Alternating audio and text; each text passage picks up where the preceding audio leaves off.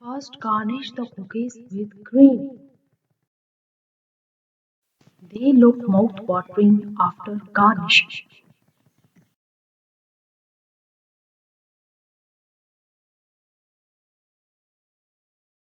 After garnishing, let them dry. Join the cookies with edible glue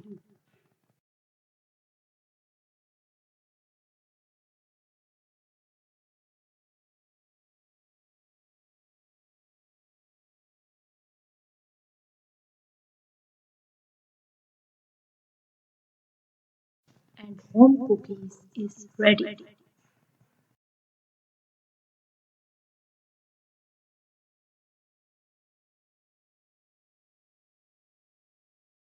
They look awesome.